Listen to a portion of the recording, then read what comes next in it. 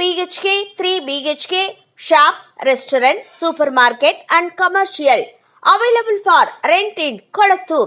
Nearby Meridian Hospital, Kumaran Hospital, backside of Red Terry. Please contact 9034555554. Kantara படம் மூலம் ரசிகர்கள் மத்தியில பிரபலமானவர் தான் ரிஷப் ஷெட்டி. இப்போது அந்த படத்தோட 2ஆம் பாகம் எடுத்துட்டு வர்றாங்க. இப்படம் காந்தாரா சாப்டர் 1 என்ற தலைப்புல முதல் பாகத்தின் முந்தைய கதையை மையப்படுத்தி உருவாகிட்டு வருது.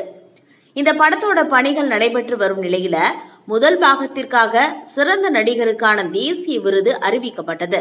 இதனிடையே ரிஷப் ஷெட்டி லாஃபிங் புத்தா என்ற படத்தை தயாரிச்சிருக்காரு. இப்படம் கன்னட இயக்குனர் பரத்ராஜ் இயக்கத்துல பிரமோத் ஷெட்டி நடிப்புல வருகிற ஆகஸ்ட் 30ஆம் தேதி வெளியாக இருக்கு. இதனால படத்தின் ப்ரமோஷன் பணிகள் பிஸியாக இருந்துட்டு வர்றாங்க. அந்த வகையில பிரமோத் ஷெட்டியுடன் இணைந்து யூடியூப் சேனல் ஒன்றுக்கு ரிஷப் ஷெட்டி பேசி இருந்தாரு. அதுல என்ன பேசி இருக்காரு அப்படின்னா, பெரும்பாலான பாலிவுட் படங்கள் இந்தியாவை தவறாக சித்தரிச்சிட்டு வராங்க. அந்த படங்கள் கலை படைப்புகள் என்று சர்வதேச திரைப்பட விழாக்களிலும் சிவப்பு கம்பளங்களுடன் வரவேற்கப்படுகிறது.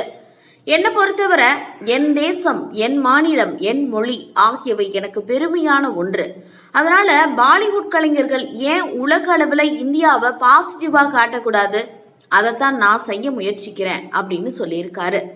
இதையடுத்து பாலிவுட் ரசிகர்கள் அவரை கடுமையாக விமர்சித்து வருகின்றனர். இதை பத்தின உங்க கருத்தை பதிவு பண்ணுங்க.